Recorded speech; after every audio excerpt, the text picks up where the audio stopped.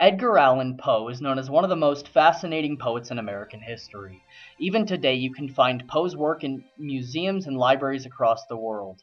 Not only did he play a large role in the world of poetry, however, but he also advocated for powerful copyright laws and better wages for writers everywhere. The only thing Poe was missing was a T at the end of his name. Then it would have been Edgar Allan Poet. Poe was born in Boston, Massachusetts in 1809.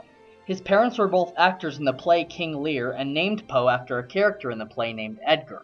He had two siblings, one brother and one sister. Early on in Poe's life, his father left him and his siblings to be taken care of by their mother. Sadly, before Poe had turned 3, his mother, father, and brother died tragically of tuberculosis, and this picture is what we predicted he would have looked like when he found out.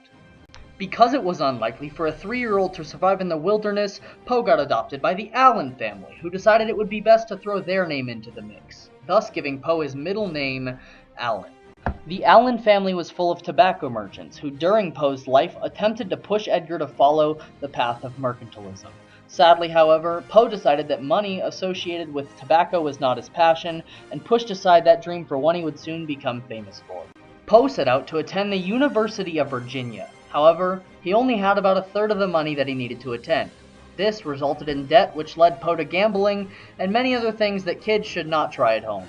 This, in turn, resulted in an economically depressed Poe. On top of all of this, Poe found out that the woman he had recently gotten engaged to, Elmira Royster, was engaged to someone else. Now Poe has no money, his heart is broken, and eventually this led to tension in his family. Poe even stormed out on his stepfather at one point, saying that he was going to go become a great poet and find adventure. Later this year, at the young age of 18, Edgar published his first book, Tamerlane. His stepmother died shortly after as well, and Poe did not arrive in time to be there for the funeral. After all of this depression, Poe decided to move to Baltimore, where his entire family gave him the cold shoulder.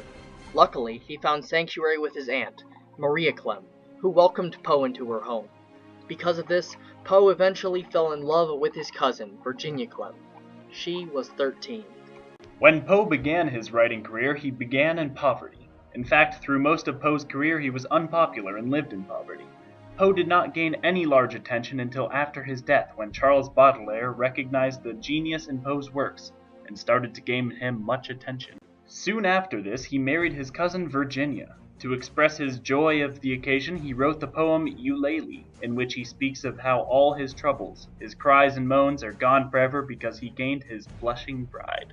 The only downside is that he was still dirt poor, and his wife had gotten tuberculosis. This threw Poe into a time of sadness, which resulted in a very famous poem in which Poe speaks of arriving from across the ocean in a hot air balloon.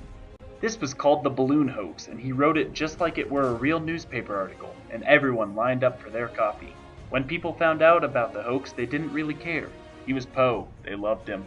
The Raven, which is considered his most famous piece, was what began Poe's political movement. The popularity that spun out due to this poetry led Poe to demand not only higher wages for himself, but also for more equality and opportunity for writers nationwide. This also led him to fight for better copyright laws, in order to protect writers from their work being stolen.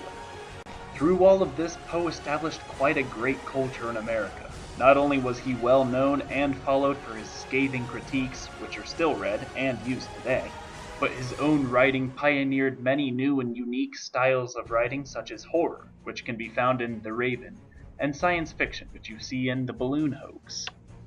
Poe's writings went even further, not only to inspire many future poets such as H.P. Lovecraft and Charles Baudelaire, but also to serve as entertainment to the Northern Civil War soldiers. Poe has even inspired many films and pieces of music to this day. In fact, his words and his personality have been put in shows like The Simpsons, and his name was mentioned in the Beatles song I Am the Walrus.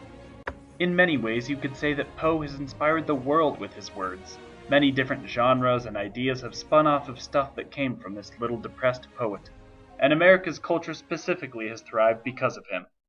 If only he had a T on his name. I really wish he had a T on his name.